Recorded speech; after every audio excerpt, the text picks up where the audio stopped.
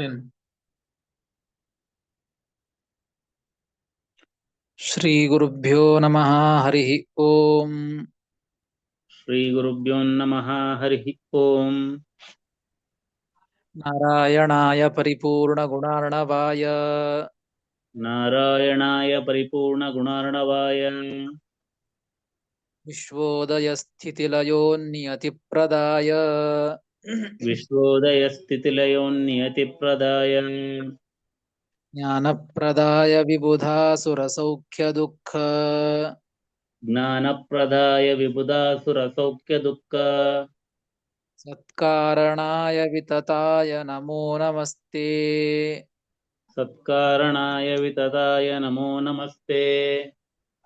ಅಶೇಷ ವಾಗ್ಜಾಡ್ಯಮಲಾಪಹಂತ್ರಿ ಅಶೇಷ ವಾಗ್ದಾಢ್ಯಮಲಾಪಹಂತ್ರಿ ನವಂ ನವಂ ಸ್ಪಷ್ಟ ಸುವಾಕ್ಪ್ರದಾಯಿನಿ ನವಂ ನವಂ ಸ್ಪಷ್ಟ ಸುವಾಕ್ಪ್ರದಾಯಿನಿ ಮಮೇಹ ಜಿಹ್ವಾಗ್ರ ಸುರಂಗ ನರ್ತಕಿ ಮಮೇಹ ಜಿಹ್ವಾಗ್ರ ಸುರಂಗ ನರ್ತಕಿ ಭವ ಪ್ರಸನ್ನಾ ವದನೆ ಚ ಮೇ ಶ್ರೀಃ ಭವ ಪ್ರಸನ್ನಾ ವದನೆ ಚ ಮೇ ಶ್ರೀಃ ಅಭ್ರಮಂ ಭಂಗರಹಿತಂ ಅಜಡಂ ವಿಮಲಂ ಸದಾ ಅಭ್ರಮಂ ಭಂಗರಹಿತಂ ಅಜಡಂ ವಿಮಲಂ ಸದಾ ಆನಂದತೀರ್ಥಮತುಲಂ ಭಜೆ ತಾಪತ್ರಯಾಪಹಂ. ಆನಂದತೀರ್ಥಮತುಲಂ ಭಜೆ ತಾಪತ್ರಯಾಪಹಂ. ಯಸ್ಯ ವಾಕ್ ಕಾಮಧೇನುರ್ನಃ ಕಾಮಿತಾರ್ಥಾನ್ ಪ್ರಯಚ್ಛತಿ ಯಸ್ಯ ವಾಕ್ ಕಾಮಧೇನುರ್ನಃ ಕಾಮಿತಾರ್ಥಾನ್ ಪ್ರಯಚ್ಛತಿ ಸೇವೇತಂ ಜಯಯೋಗೀಂದ್ರಂ ಕಾಮಬಾಣಚ್ಛಿದಂ ಸದಾ ಸೇವೇತಂ ಜಯ ಯೋಗೀಂದ್ರಂ ಕಾಮಬಾಣಚ್ಛಿದಂ ಸದಾ ಪೂಜ್ಯಾಯ ರಾಘವೇಂದ್ರಾಯ ಸತ್ಯಧರ್ಮರತಾಯ ಚ ಪೂಜ್ಯಾಯ ರಾಘವೇಂದ್ರಾಯ ಸತ್ಯಧರ್ಮರತಾಯ ಚ ಭಜತಾಂ ಕಲ್ಪವೃಕ್ಷಾಯ ನಮತಾಂ ಕಾಮಧೇನವೇ ಭಜತಾಂ ಕಲ್ಪವೃಕ್ಷಾಯ ನಮತಾಂ ಕಾಮಧೇನವೇ ಸತ್ಯಾಭಿಘ್ನಕರಾಬ್ಜೋತ್ಥಾನ್ ಪಂಚಾಶದ್ವರ್ಷಪೂಜಕಾನ್ ಸತ್ಯಾಭಿಘ್ನಕರಾಬ್ಜೋತ್ತಾನ್ ಪಂಚಾಶದ್ವರ್ಷಪೂಜಕಾನ್ ಸತ್ಯಪ್ರಮೋದತೀರ್ಥಾರ್ಯಾನ್ ನೌಮಿನ್ಯಾಯಸುಧಾರತಾನ್ ಸತ್ಯಪ್ರಮೋದತೀರ್ಥಾರ್ಯಾನ್ ನೌಮಿ ನ್ಯಾಯಸುಧಾರತಾನ್ ಆಪಾದಮೌಲಿಪರ್ಯಂತಂ ಗುರುಣಾಂ ಆಕೃತಿಂ ಸ್ಮರೇತ್. ಆಪಾದಮೌಲಿಪರ್ಯಂತಂ ಗುರುಣಾಮಾಕೃತಿಂ ಸ್ಮರೇತ್. येन विघ्नाः प्रणश्यन्ति सिद्ध्यन्ति च मनोरथाः. ತೇನ ವಿಘ್ನಾಃ ಪ್ರಣಶ್ಯಂತಿ ಸಿದ್ಧ್ಯಂತಿ ಚ ಮನೋರಥಾಃ. ಶ್ರೀ ಗುರುಭ್ಯೋ ನಮಃ ಹರಿ ಓಂ. ಶ್ರೀ ಗುರುಭ್ಯೋ ನಮಃ ಹರಿ ಓಂ. ಶ್ರೀ ಮಹಾಭಾರತ ನಮಸ್ಕಾರ ಗುರುಗಳೇ. ಶಾಸ್ತ್ರಾರ್ಥ ನಿರ್ಣಯ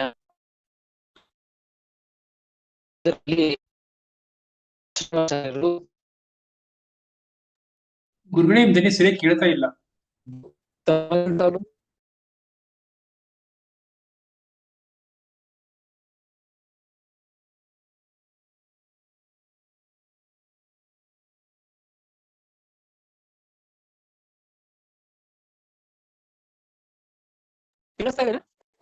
ಈಗ ಜಸ್ಟ್ ಕೇಳ್ತಾನೆ ಇರ್ಲಿಲ್ಲ. ಕೇಳ್ತಾ ಇದೆಯಾ?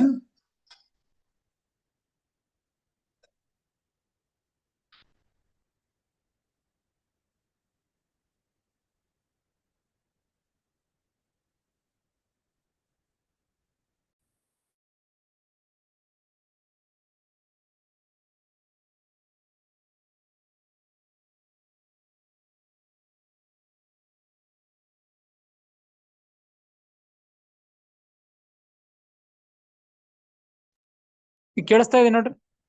ಹರೇ ನಮಃ. ಹರೇ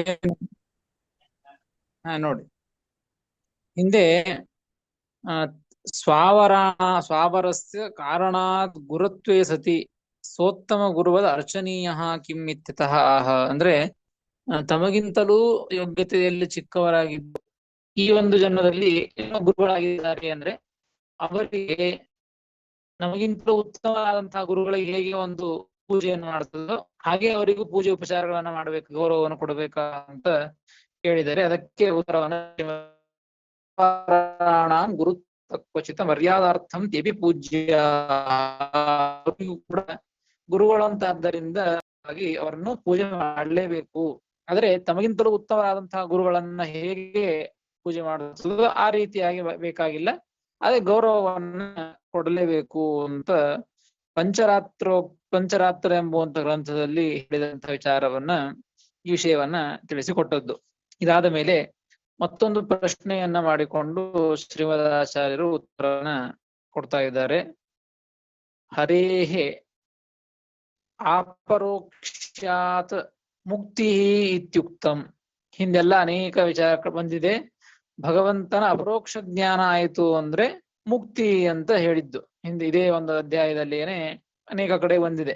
ಭಗವಂತನ ಅಪರೋಕ್ಷ ಜ್ಞಾನದಿಂದಾಗಿ ಮೋಕ್ಷ ಅಂತ ಹೇಳಿದ್ದು ಇದು ಸರಿಯಲ್ಲ ಅಂತ ಆಕ್ಷೇಪವನ್ನು ಮಾಡ್ಲಿಕ್ಕೆ ತದ ಅಯುಕ್ತಂ. ಭಗವಂತನ ಅಪರೋಕ್ಷ ಜ್ಞಾನದಿಂದ ಮೋಕ್ಷ ಅಂತ ಹೇಳ್ತಾ ಇದ್ದಾರಲ್ಲ, ಇದು ಸರಿಯಲ್ಲ, ಇದು ಅಯುಕ್ತ.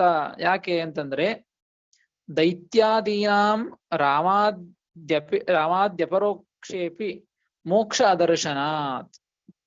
ದೈತ್ಯರುಗಳು ದೇವರು ಯಾವಾಗ ಅವತಾರವನ್ನು ಮಾಡಿದ್ದಾನೋ ಆ ದೇವರ ಅವತಾರ ಮಾಡಿದ್ದೇ ದೈತ್ಯರ ನಾಶಕ್ಕಾಗಿ, ದೈತ್ಯರನ್ನ ಸಂಹಾರ ಮಾಡುವುದಕ್ಕಾಗಿ. ಹಾಗಾದರೆ ದೇವರು ಯಾವಾಗ ಅವತಾರ ಮಾಡಿದ್ದಾನೋ ಆಗೆಲ್ಲ ದೈತ್ಯರು ಭಗವಂತನ ಅವತಾರವನ್ನ ಪ್ರತ್ಯಕ್ಷವಾಗಿ ಕಣ್ಣಾರೆ ನೋಡಿದ್ದಾರೆ ಎಲ್ಲರೂ ಕೂಡ. ಹೇಳ್ತಾ ಇದ್ದಾರೆ ದೈತ್ಯಾದೀನ ರಾಮಾಪರೋಕ್ಷೇ ಅಪಿ. ದೈತ್ಯಾದಿಗಳಿಗೆ ದೈತ್ಯರು ಕೂಡ ರಾಮದೇವರು, ಕೃಷ್ಣನ ಅನೇಕ ಅವತಾರಗಳನ್ನ ಪ್ರತ್ಯಕ್ಷವಾಗಿ ನೋಡಿದ್ದಾರೆ. ಪ್ರತ್ಯಕ್ಷವಾಗಿ ನೋಡಿದ್ರು ಕೂಡ ಅವರಿಗೆ ಮೋಕ್ಷ ಆಗಿಲ್ಲ, ಅವ್ರಿಗೆ ಅಂಧನ್ ಸಮಸ್ಯೆ ಆಗಿದೆ. ಹಾಗಾದ್ರೆ ಭಗವಂತನ ಅಪರೋಕ್ಷ ಜ್ಞಾನದಿಂದ ಮೋಕ್ಷ ಅಂತ ಹೇಳಿದ್ರಲ್ಲ, ಇದು ಹೆಂಗ್ ಸರಿ ಆಗ್ತದೆ? ಯಾಕೆ ದೈತ್ಯರಿಗೂ ಕೂಡ ಭಗವಂತನ ದರ್ಶನವಾಗಿದೆ. ರಾಮಾದಿ ಅನೇಕ ಅವತಾರಗಳಲ್ಲಿ ಅಪರೋಕ್ಷ ಜ್ಞಾನ, ಪ್ರತ್ಯಕ್ಷವಾಗಿ ನೋಡಿದ್ದಾರೆ, ಆ ಜ್ಞಾನವೇ ಆಗಿದೆ. ಅಂದ ಮೇಲೆ ಅವ್ರಿಗೆ ಯಾಕೆ ಮೋಕ್ಷ ಆಗಿಲ್ಲ? ಹಾಗಾದ್ರೆ ಭಗವಂತನ ಅಪರೋಕ್ಷ ಜ್ಞಾನದಿಂದ ಮೋಕ್ಷ ಅನ್ನೋದು ತಪ್ಪು ಅಂತ ಆಕ್ಷೇಪ. ಅದಕ್ಕೆ ಉತ್ತರವನ್ನ ಈ ಶ್ಲೋಕದಲ್ಲಿ ಕೊಡ್ತಾ ಇದ್ದಾರೆ. ಪಾಪಾನಾಂ ಪ್ರತಿಬಂಧಕಾನಾಂ ಸತ್ವಾಚ್ಚ ಇತ್ಯತಃ ಆಹ.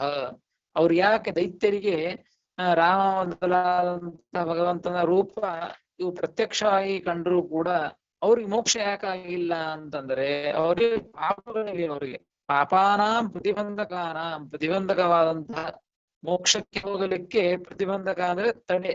ಅವ್ರಿಗೆ ತಡೆಗಳವ, ಹಿಂದೆಗಳವ, ಪಾಪಗಳೇ ಪ್ರತಿಬಂಧಕ. ಅವರಿಗೆ ಪಾಪಗಳೇ ಪ್ರತಿಬಂಧಕವಾಗಿರ್ತಾ ಇದ್ದರಿಂದಾಗಿ ಅವರಿಗೆ ದೈತ್ಯಾದಿಗಳಿಗೆ ಭಗವಂತನ ಅಪರೋಕ್ಷ ಜ್ಞಾನ ಆದರೂ ಕೂಡ ರಾಮತಾರಗಳಲ್ಲಿ ಅವರಿಗೆ ಮೋಕ್ಷ ಆಗೋದಿಲ್ಲ. ಇದಕ್ಕಾಗಿ ಮೋಕ್ಷ ಆಗೋದಿಲ್ಲ.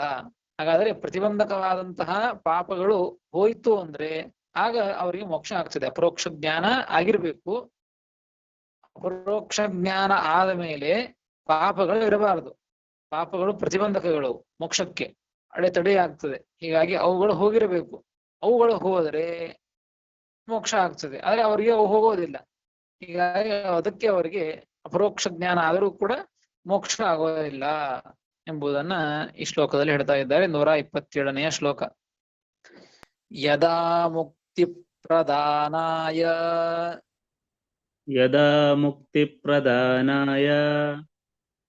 ಸ್ವಯೋಗ್ಯಂ ಪಶ್ಯತಿ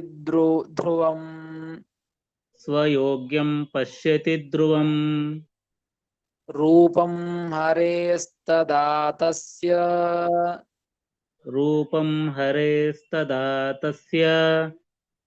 ಸರ್ವ ಪಾಪಾನಿ ಭಸ್ಮಸಾತ್ ಯಾಂತಿ ಪೂರ್ವಾಣ್ಯುತ್ತರಾಣಿ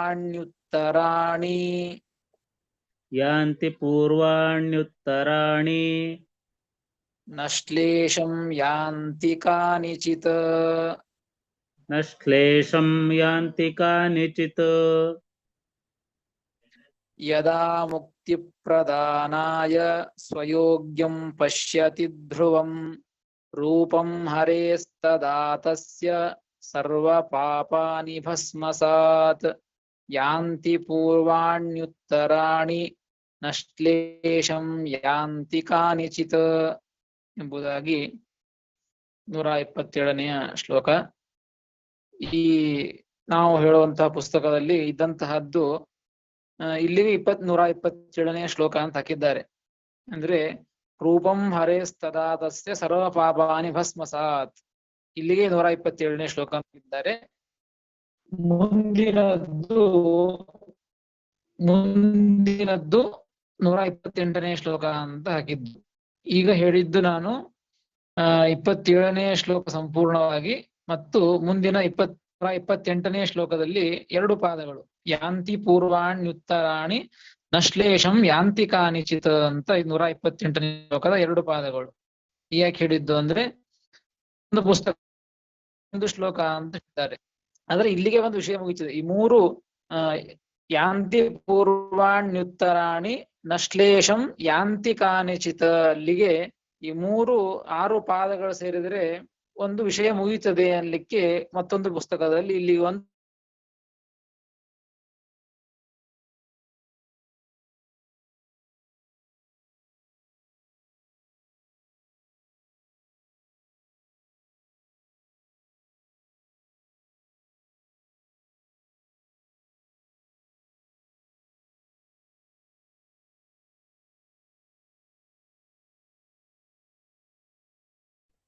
ಪಾಠ ಕೇಳಿಸ್ತಿಲ್ಲ. ಏನು ಕೇಳಿಸ್ತಿಲ್ಲ ಆಚಾರ್ಯ.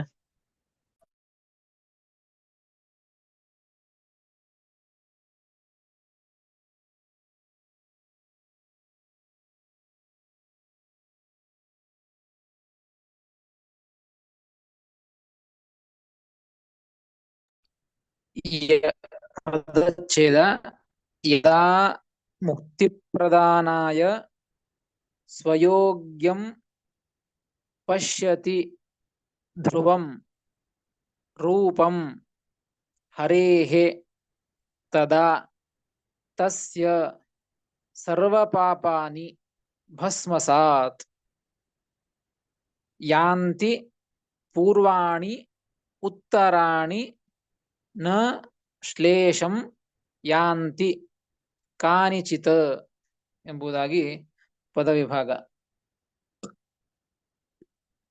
ಯದಾ ಮುಕ್ತಿ ಪ್ರದಾನಾಯ ಸ್ವಯೋಗ್ಯಂ ಹರೇಃ ರೂಪಂ ಪಶ್ಯತಿ, ಯಾವಾಗ ಭಗವಂತ ಮೋಕ್ಷವನ್ನ ಕೊಡಬೇಕು ಅಂತ ಇಚ್ಛೆ ಮಾಡ್ತಾನೋ, ಮುಕ್ತಿ ಪ್ರದಾನಾಯ ಮುಕ್ತಿಂ ಪ್ರದಾತುಂ, ಮುಕ್ತಿಯನ್ನ ಕೊಡಬೇಕು ಅಂತ ದೇವರು ಅವಾಗ ಇಚ್ಛೆ ಮಾಡ್ತಾನೋ, ಆ ಸಮಯದೊಳಗೆ ಯಾವ ವ್ಯಕ್ತಿಗೆ ಮೋಕ್ಷವನ್ನು ಕೊಡಬೇಕು ಅಂತ ಇಚ್ಛೆ ಮಾಡಿರ್ತಾನೋ ಅಂತಹ ವ್ಯಕ್ತಿ ಏನ್ ಮಾಡ್ತಾನೆ ಅಂದ್ರೆ ಸ್ವಯೋಗ್ಯಂ, ತನಗೆ ಯೋಗ್ಯವಾದಂತಂದ್ರೆ ತನ್ನ ಬಿಂಬಮೂರ್ತಿ ಅಂತ ಅರ್ಥ. ತನ್ನ ಹೃದಯದೊಳಗಿರ್ತಕ್ಕಂತಹ ಒಂದು ಭಗವಂತನ ಒಂದೊಂದು ಪ್ರತಿಯೊಬ್ಬ ಜೀವರಾಶಿ ಒಳಗೂ ಭಗವಂತ ಒಂದೊಂದು ರೂಪವನ್ನ ಇಟ್ಟಿದ್ದಾನೆ. ಒಂದೊಂದು ರೂಪದಿಂದ ಭಗವಂತನೇ ಇದ್ದಾನೆ ಎಲ್ಲರೊಳಗೂ ಕೂಡ. ಹಾಗಾಗಿ ಅದನ್ನೇ ಬಿಂಬಮೂರ್ತಿ ಅಂತ ಕರೆಯೋದು.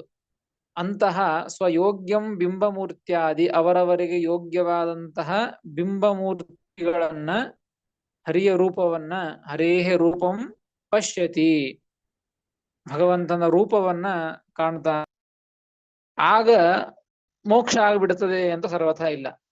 ಕೃಷ್ಣ ಇದಕ್ಕೆ ಕೇಳಿದ್ದು ದೈತ್ಯರಿಗೂ ರಾಮಾದೇವತಾರಲ್ಲಿ ಅಪರೋಕ್ಷ ಜ್ಞಾನೇ ಆಗಿದೆ, ಅವ್ರಿಗೆ ಯಾಕೆ ಮೋಕ್ಷ ಆಗಿಲ್ಲ ಅಂತ ಕೇಳಿದ್ದು.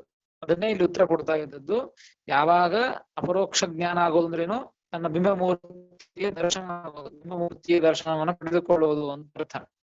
ಮೋಕ್ಷವನ್ನು ಕೊಡಬೇಕು ಅಂತ ಇಚ್ಛೆ ಮಾಡಿದಾಗ ಅಪರೋಕ್ಷ ಜ್ಞಾನ ಆಗ್ತದೆ.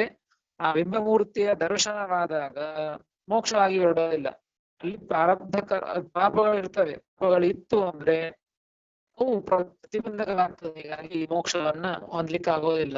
ದೈತ್ಯರಿಗೆ ಇದೇ ಒಂದು ಪ್ರತಿಬಂಧಕ ಇದ್ದದ್ದು, ಪಾಪಗಳು ಇದ್ದದ್ದಕ್ಕೆ ಅವರಿಗೆ ಮೋಕ್ಷ ಆಗಿಲ್ಲ. ಆದರೆ ಯಾವ ಯೋಗ್ಯ ವ್ಯಕ್ತಿ ಇದ್ದಾನೋ, ಮೋಕ್ಷ ಯೋಗ್ಯ ಜೀವಿ ಇದ್ದಾನಲ್ಲ, ಅವನಿಗೆ ಅಪರೋಕ್ಷ ಜ್ಞಾನ ಆದ ಮೇಲೆ ಅವಂದು ಪಾಪಗಳು ಇದ್ದೇ ಇರ್ತವೆ, ಅನೇಕ ಪಾಪಗಳು ಇರ್ತವೆ. ಮತ್ತೆ ಪಾಪಗಳು ಪ್ರತಿಬಂಧಕ ಇರ್ತದಲ್ಲ, ಅವನಿಗೆ ಹೇಗೆ ಮೋಕ್ಷ ಅಂತಂದ್ರೆ ಅದಕ್ಕೆ ಶ್ರೀಮದಾಚಾರ್ಯ ತಿಳಿಸಿಕೊಡ್ತಾರೆ. ತದಾ ತಸ್ಯ ಸರ್ವ ಪಾಪಾನಿ, ಯಾವಾಗ ಬಿಂಬಮೂರ್ತಿಯ ದರ್ಶನವನ್ನ ಪಡೆದುಕೊಳ್ತಾನೋ ಭಗವಂತನ ಇಚ್ಛೆಯಿಂದ ಮೋಕ್ಷ ಆಗಬೇಕು ಅಂತಿದ್ದಾಗ, ಆ ದರ್ಶನ ಆದ ಮೇಲೆ ತಸ್ಯ ಸರ್ವ ಪಾಪಾನಿ, ಅವನ ಎಲ್ಲ ಪಾಪಗಳು ಕೂಡ ಭಸ್ಮಸಾತ್ಯಾಂತಿ, ಸುಟ್ಟು ಹೋಗ್ತವೆ. ಭಸ್ಮ ಅಂದ್ರೆ ಬೂದಿಯಾಗಿ ಹೋಗ್ತವೆ ಅಂದ್ರೆ ಅಷ್ಟು ಸುಟ್ಟು ಹೋಗ್ತವೆ, ಎಲ್ಲ ಪಾಪಗಳು ಕೂಡ ಸುಟ್ಟು ಹೋಗ್ತವೆ ಅಂತ ಅರ್ಥ. ಇದು ಯಾವುದು ಅಂತಂದ್ರೆ ಮುಂದಿನ ಶ್ಲೋಕ ನೋಡಿ, ಮುಂದಿನ 2 ಪಾದಗಳು. ಅಲ್ಲಿಗೆ ಈ ಕೇವಲ ಇಷ್ಟಕ್ಕೆ ಒಂದು ವಿಷಯ ಮುಗಿಯೋದಿಲ್ಲ. ತಸ್ಯ ಸರ್ವ ಪಾಪಾನಿ ಭಸ್ಮಸಾತ್, ಅವನ ಎಲ್ಲ ಪಾಪಗಳು ಕೂಡ ಭಸ್ಮಸಾತ್ ಭಸ್ಮವಾಗಿ ಯಾಂತಿ ಅಂದ್ರೆ ಹೋಗ್ತವೆ ಅಂತ ಅರ್ಥ, ಸುಟ್ಟು ಹೋಗ್ತವೆ. ಯಾವ ಪಾಪಗಳು ಅಂದ್ರೆ ಪೂರ್ವಾಣಿ, ಮುಂದೆ ಇದೆ ನೋಡಿ, ಯಾಂತಿ ಪೂರ್ವಾಣ್ಯ ಉತ್ತರಾಣಿ ಅಂತಿದೆ. ಪೂರ್ವಾಣಿ ಸರ್ವ ಪಾಪಾನಿ, ಹಿಂದೆ ಮಾಡಿದಂತಹ ಅಂದ್ರೆ ಅಪರೋಕ್ಷ ಜ್ಞಾನಕ್ಕಿಂತ ಹಿಂದೆ ಮಾಡಿದಂತಹ ಏನೇನು ಪಾಪಗಳಿತ್ತೋ ಆ ಎಲ್ಲ ಪಾಪಗಳು ಕೂಡ ಸುಟ್ಟು ಹೋಗ್ತವೆ. ಯಾಕೆ? ಭಗವಂತನ ಅಪರೋಕ್ಷ ಜ್ಞಾನ ಆಗಿದ್ದಕ್ಕೆ. ಆದ್ರೆ ದೈತ್ಯಾದಿಗಳಿಗೆ ಹಾಗಾಗೋದಿಲ್ಲ, ಪಾಪಗಳು ಸುಟ್ಟು ಹೋಗೋದಿಲ್ಲ ಅವರದು. ಯಾಕೆ? ಅವರ ಸ್ವಭಾವವೇ ಆ ರೀತಿಯಾಗಿರ್ತದೆ. ಭಕ್ತಿಯಿಂದ ಭಗವಂತನನ್ನ ಕಂಡಿರೋದಿಲ್ಲ. ಮತ್ತೊಂದು, ಭಗವಂತ ಅವರಿಗೆ ಅಪರೋಕ್ಷ ಜ್ಞಾನವನ್ನ ತನ್ನ ಇಚ್ಛೆಯಿಂದ, ಇವರಿಗೆ ಅಪರೋಕ್ಷ ಜ್ಞಾನ ಮೋಕ್ಷ ಆಗಬೇಕು ಅನ್ನುವ ಸಲುವಾಗಿ ಅಪರೋಕ್ಷ ಜ್ಞಾನವನ್ನ ಮಾಡಿಸೋದಿರೋದಿಲ್ಲ. ಅವರ ಸಂಹಾರಕ್ಕಾಗಿ ಭಗವಂತ ಅವರ ದರ್ಶನವನ್ನ ಕೊಟ್ಟಿರ್ತಾನೆ. ಅವರಿಗೆ ಅದರ ಪರಿಜ್ಞಾನವೂ ಇರೋದಿಲ್ಲ.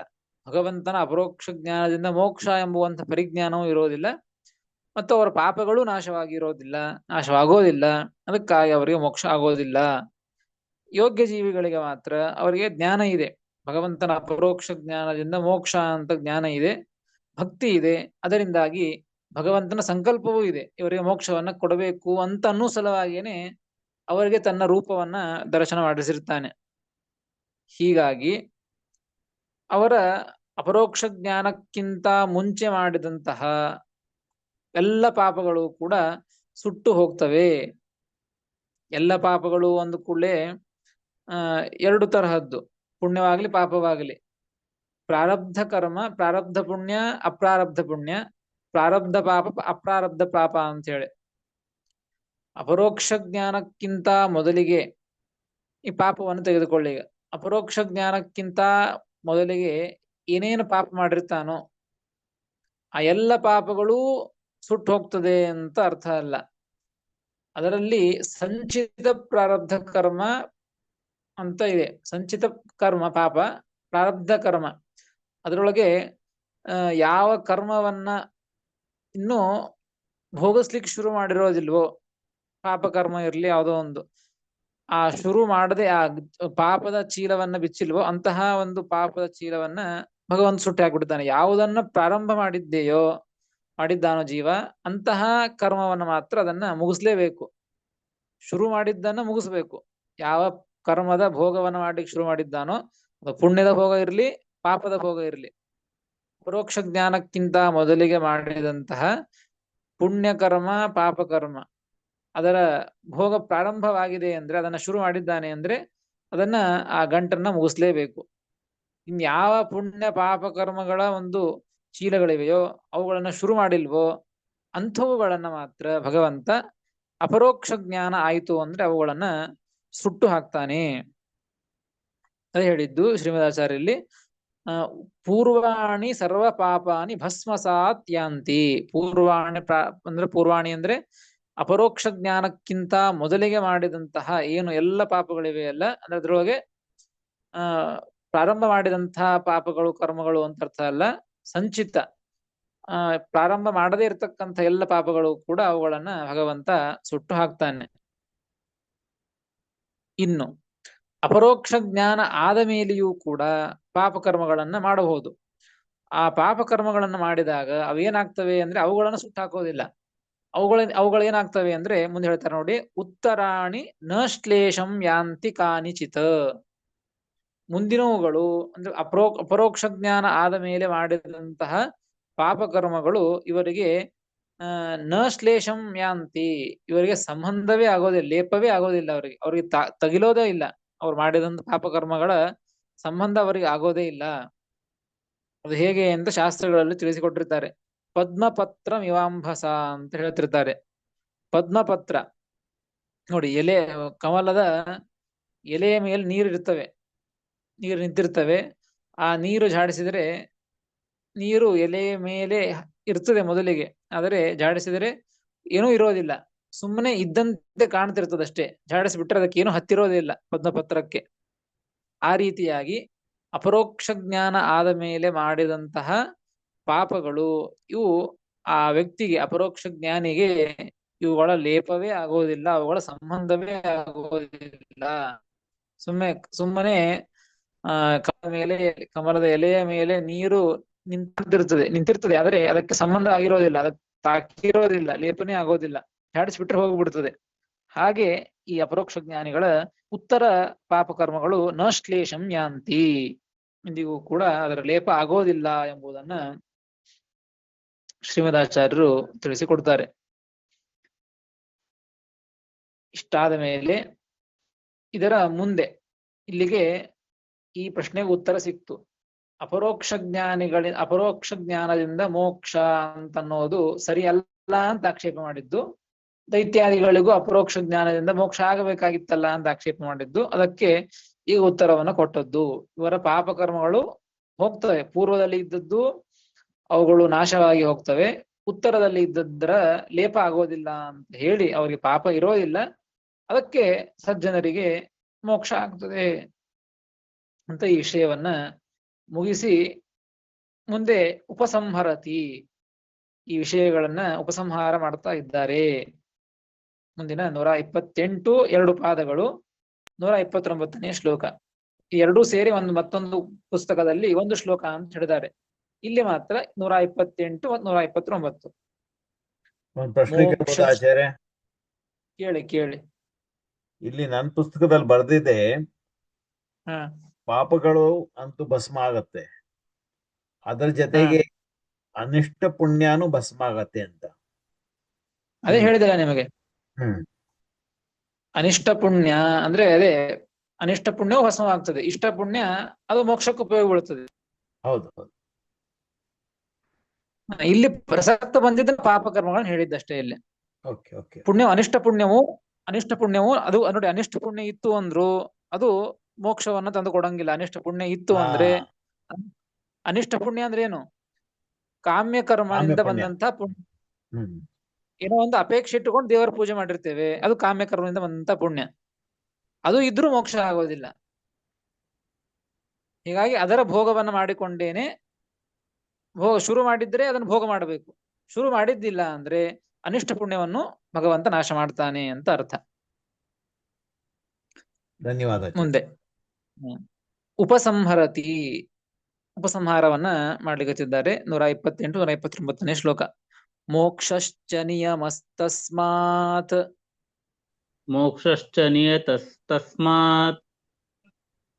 ಸ್ವಯೋಗ್ಯ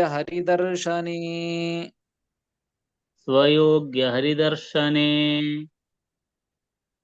ಭವಿಷ್ಯತ್ ಪರ್ವವಚನಂ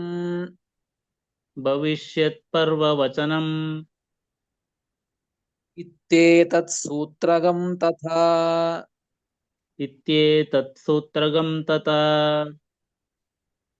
ಶ್ರುತಿಶ್ಚ ತತ್ಪರಾ ತದ್ವತ್ ತದ್ಯಥೇತ್ಯವದತ್ ಸ್ಫುಟಂ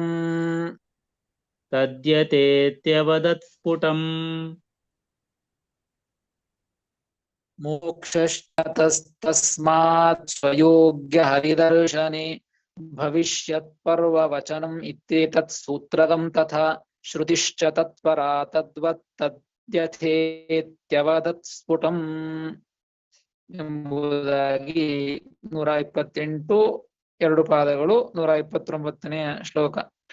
ಇದರಿಂದ ಉಪಸಂಹಾರವನ್ನ ಮಾಡ್ತಾ ಇದ್ದಾರೆ. ಉಪಸಂಹರತಿ ಮೋಕ್ಷ ಇತಿ ಮೋಕ್ಷಶ್ಚ ನಿಯತಃ ತಸ್ಮಾತ್ ಸ್ವಯೋಗ್ಯ ಹರಿದರ್ಶನಿ. ಸ್ವಯೋಗ್ಯ ಹರಿದರ್ಶನೆ ತಸ್ಮಾತ್ ಮೋಕ್ಷ ನಿಯತಃ. ತನಗೆ ಯೋಗ್ಯವಾದಂತಹ ಹರಿಯ ದರ್ಶನ ಆಯ್ತು ಅಂದ್ರೆ ಇಷ್ಟು ನಿಯಮ, ಹಿಂದೆ ಹೇಳಿದ್ದು ಇಷ್ಟು ನಿಯಮ.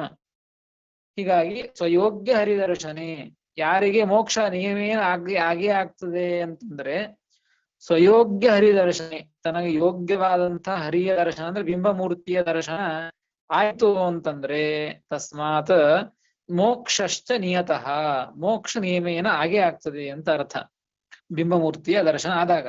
ಹೀಗಾಗಿ ಯಾರಿಗೆ ಮೋಕ್ಷ ಆಗ್ತದೆ? ಸ್ವಯೋಗ್ಯ ಹರಿದರ್ಶನೆ, ಹರಿದರ್ಶನ ಭಗವಂತನ ಬಿಂಬಮೂರ್ತಿಯ ದರ್ಶನ ಯಾರಿಗೆ ಆಗ್ತದೋ ಅವ್ರ ನಿಯಮೇನ ಮೋಕ್ಷ ಆಗೇ ಆಗ್ತದೆ ಅಂತ ಈ ರೀತಿಯಾಗಿ ಭವಿಷ್ಯತ್ ಪರ್ವ ವಚನಂ. ಇದು ಭವಿಷ್ಯತ್ ಪರ್ವ ಅಂತ ಒಂದು ಪುರಾಣ, ಆ ಪುರಾಣದಲ್ಲಿ ಬಂದಂತಹ ವಚನ ಇದು. ಹೀಗಾಗಿ ಇಂಥವರಿಗೆ ಮೋಕ್ಷ ಆಗೇ ಆಗ್ತದೆ ಅಂತ ಭವಿಷ್ಯತ್ ಪರ್ವ ಎಂಬುವಂತಹ ಪುರಾಣ ವಿಚಾರವನ್ನ ತಿಳಿಸ್ತಾ ಇದೆ. ಇದಷ್ಟೇ ಅಲ್ಲ, ಭವಿಷ್ಯತ್ ಪರ್ವದಲ್ಲಿ ಇಷ್ಟೇ ಹೇಳ್ಯಾರ ಅಂತಲ್ಲ, ಇದನ್ನ ಸೂತ್ರದಲ್ಲಿಯೂ ಹೇಳಿದ್ದಾರೆ, ವೇದವ್ಯಾಸ ದೇವರು ಸೂತ್ರದಲ್ಲಿಯೂ ಹೇಳಿದ್ದಾರೆ ಅಂತ ಹೇಳ್ತಾ ಇದ್ದಾರೆ. ಇತ್ತೇತತ್ ಪೂರ್ವೋಕ್ತಂ ನ ಕೇವಲಂ ಭವಿಷ್ಯತ್ ಪರ್ವಂ ಅಪಿತು ಸೂತ್ರಪ್ಯಸ್ತಿ ಇತ್ಯಾಹ. ಭವಿಷ್ಯ ಪರ್ವಚನ ಇಷ್ಟೇ ಅಲ್ಲ, ಈ ವಿಷಯದೊಳಗೆ ಸೂತ್ರ, ಬ್ರಹ್ಮಸೂತ್ರವೂ ಇದೆ ಅಂತ ಹೇಳ್ತಾ ಇದ್ದಾರೆ. ಸೂತ್ರಗಂ ತಥಾ ತಥಾ ತದರ್ಥ ಪ್ರತಿಪಾದಕಂ ಸೂತ್ರಗಂ ವಚನಂ ಚ ಅಸ್ತಿ ಅಂತ ಅರ್ಥ. ಇದೇ ಅರ್ಥವನ್ನೇ ಪ್ರತಿಪಾದನೆ ಮಾಡುವಂತಹ, ಇದೇ ಅರ್ಥ ಅಂದ್ರೆ ಯಾವುದು? ಹಿಂದಿನ ಶ್ಲೋಕದಲ್ಲಿ ಹೇಳಿದಂತಹ ವಿಷಯ. ಅಪರೋಕ್ಷ ಜ್ಞಾನಕ್ಕಿಂತ ಮೊದಲೇ ಮಾಡಿದಂತಹ ಪುಣ್ಯ ಪಾಪಗಳು, ಅನಿಷ್ಟ ಪುಣ್ಯ ಪಾಪ ಇದು ನಾಶವಾಗಿ ಹೋಗ್ತದೆ.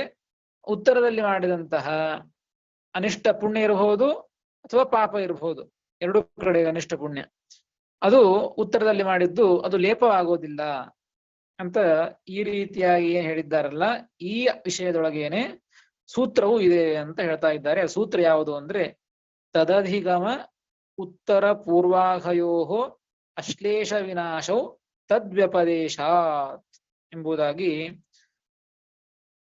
ಸೂತ್ರ, 4ನೆಯ ಅಧ್ಯಾಯ 1ನೇ ಪಾದ 13ನೆಯ ಸೂತ್ರ. ಇದರ ಅರ್ಥ ಏನು ಅಂತ ಬರೀತಾರೆ. ತಸ್ಯ ತದಧಿಗಮ ಅಂತಿದೆ. ತದಧಿಗಮ ಅಂದ್ರೆ ತಸ್ಯ ಅಂದ್ರೆ ಬ್ರಹ್ಮಣ ಅಧಿಗಮ ದರ್ಶನ ಅಂತ ಅರ್ಥ, ಭಗವಂತನ ದರ್ಶನ. ತದಧಿಗಮ ಅಂದ್ರೆ ಭಗವಂತನ ದರ್ಶನ ಆದಾಗ ಉತ್ತರ ಪೂರ್ವಾಹಯೋಹೋ ಅಂದ್ರೆ ಉತ್ತರಸ್ಯ ಅಘಸ್ಯ ಮುಂದೆ ಮಾಡಿದಂತಹ ಪರೋಕ್ಷ ಜ್ಞಾನಾನಂತರದಲ್ಲಿ ಮಾಡಿದಂತಹ ಪಾಪದ, ಮುಂಚೆ ಪೂರ್ವದಲ್ಲಿ ಮಾಡಿದಂತಹ ಪಾಪದ ವಿನಾಶ, ಉತ್ತರದಲ್ಲಿ ಮಾಡಿದಂತಹ ಪಾಪದ ಅಶ್ಲೇಷ ಅಂದ್ರೆ ಲೇಪ ಆಗಂಗಿಲ್ಲ, ಪೂರ್ವದಲ್ಲಿ ಮಾಡಿದಂತಹ ಪಾಪದ ವಿನಾಶ ಅಥವಾ ಅನಿಷ್ಟ ಪುಣ್ಯದ ವಿನಾಶ, ಎರಡು ಅನಿಷ್ಟ ಪುಣ್ಯದ ವಿನಾಶ ಅಂತ ನೋಡಿ. ಉತ್ತರ ಪೂರ್ವಾಘಯೋಹೋ, ಉತ್ತರದಲ್ಲಿ ಪೂರ್ವದಲ್ಲಿ ಮಾಡಿದಂತಹ ಅಘಯೋಹೋ ಪಾಪಗಳ ಅಶ್ಲೇಷ ವಿನಾಶ, ಉತ್ತರದ ಅಶ್ಲೇಷ, ಉತ್ತರದಲ್ಲಿ ಮಾಡಿದಂತಹದ್ರ ಲೇಪ ಆಗಂಗಿಲ್ಲ, ಪೂರ್ವದಲ್ಲಿ ಮಾಡಿದಂತಹದ್ರ ವಿನಾಶ ಆಗ್ತದೆ ಎಂಬುದಾಗಿ ತದ್ವ್ಯುಪದೇಶ ಎಂಬುದಾಗಿ ವೇದವ್ಯಾಸ ದೇವರು ಕೂಡ ಇದೇ ಅರ್ಥವನ್ನೇ ಸೂತ್ರದಲ್ಲಿ ತಿಳಿಸಿಕೊಟ್ಟಿದ್ದಾರೆ. ಇಷ್ಟೇ ಅಲ್ಲ, ಶ್ರುತಿಶ್ಚ ತತ್ಪರ ತದ್ವತ, ಈ ವಿಷಯದೊಳಗೆ ಶ್ರುತಿಯೂ ಕೂಡ ಇದೆ, ವೇದಗಳು ಕೂಡ ಪ್ರಮಾಣವಾಗಿ ಇವೆ.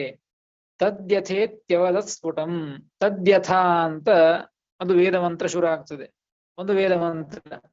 ಆ ವೇದ ಮಂತ್ರದಿಂದಾಗಿ ಇದೇ ವಿಷಯವನ್ನೇ ಸ್ಫುಟಂ ಸ್ಪಷ್ಟವಾಗಿ ಈ ರೀತಿಯಾಗಿ ಉತ್ತರದಲ್ಲಿ ಮಾಡಿದಂತಹ ಪಾಪ ಅನಿಷ್ಟ ಪುಣ್ಯದ ಲೇಪವಾಗುವುದಿಲ್ಲ, ಪೂರ್ವದಲ್ಲಿ ಮಾಡಿದಂತಹ ಪಾಪ ಮತ್ತು ಅನಿಷ್ಟ ಪುಣ್ಯದ ವಿನಾಶವಾಗ್ತದೆ ಎಂಬುದನ್ನ ಶ್ರುತಿಯೂ ಕೂಡ ತಿಳಿಸಿಕೊಟ್ಟಿದೆ.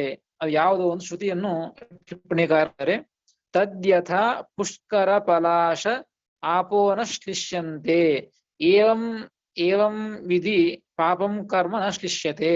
ಆಗಲೇ ಹೇಳಿದಂತೆ ಇದೇ ಉದಾಹರಣೆ ಕೊಟ್ಟದ್ದು.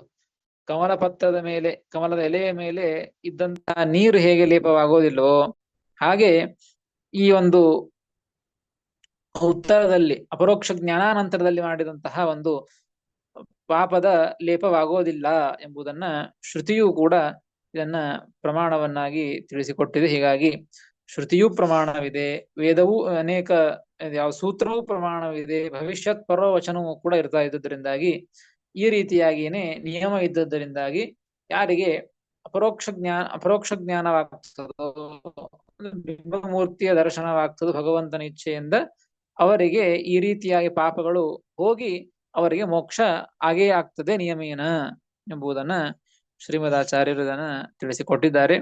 ಮತ್ತೆ ಮುಂದಿನ ವಿಚಾರವನ್ನ ಮತ್ತೆ ನಾಳೆ ತಿಳಿದುಕೊಳ್ಳೋಣ ಅಂತ ಹೇಳ್ತೇನೆ. ಶ್ರೀಕೃಷ್ಣಾರ್ಪಣಮಸ್ತು. ಹರಯೇ ನಮಃ. ಶ್ರೀಕೃಷ್ಣಾರ್ಪಣಮಸ್ತು. ಹರಯೇ ನಮಃ.